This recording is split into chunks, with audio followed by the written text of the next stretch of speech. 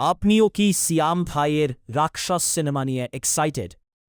তার আগে আমি আপনাকে একটা প্রশ্ন করতে চাই যে আপনি কি মুসলমানের বাচ্চা? তাহলে বয়কট করুন এই সিনেমা।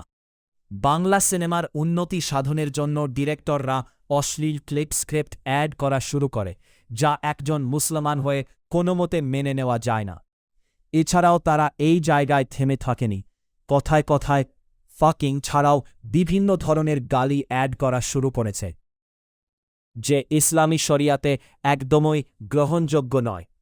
সবচেয়ে বড় কথা, এই সিনেমার ট্রেইলারে লাস্ট সিনে বিলেনকে দেখানো হয়, যেখানে বিলেনের বুকে ডিরেক্ট শয়তানের ট্যাটু এবং ইলুমিনাতির প্রচার করা হয়েছে।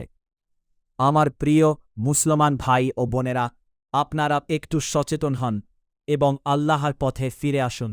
আল্লাহ তাআলা আপনাকে অসংখ্য ভালোবাসেন।